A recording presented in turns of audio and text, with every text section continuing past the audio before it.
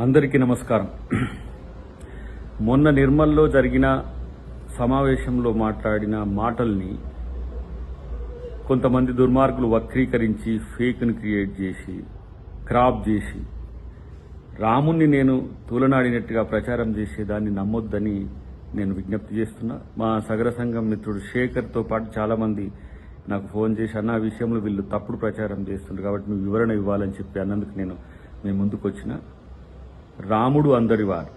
రాముడు బీజేపీ వాళ్లకు మాత్రమే సొంతం కాదు. అదే విషయాన్ని నేను చెప్పిన. దాంట్లో చాలా స్పష్టంగా రాముణ్ణి మొక్కుడే బీజేపీని తొక్కుడే అన్న దాన్ని కూడా పక్కన పెట్టేసిండ్రు. సో ఆ కసిని అమిత్ షాను మోడీని రాజకీయ విమర్శలు చేస్తే అది రాముని మీదకి తెచ్చి రాజకీయ పబ్బం గడుపుకోవాలనుకుంటున్నారు. రాముణ్ణి నమ్ముకునే వాళ్ళం మేమైతే రాముణ్ణి అమ్ముకునే వాళ్ళు బీజేపీ మిత్రులు.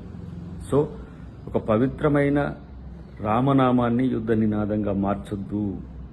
ఇది ప్రపంచంలో ఉన్న రామభక్తులను వంచినట్టే అనే విషయాన్ని బీజేపీ ఆర్ఎస్ఎస్ మిత్రులు గమనించాలని విజ్ఞప్తి. అన్నిటికంటే ముఖ్యంగా ఈరోజు రాజకీయాల కోసం మతాన్ని అసలు వాడొద్దని ఎలక్షన్ కమిషన్ చెప్తున్న వాళ్ళు పదే పదే అది వాడుతున్న పరిస్థితిని గమనించాలి.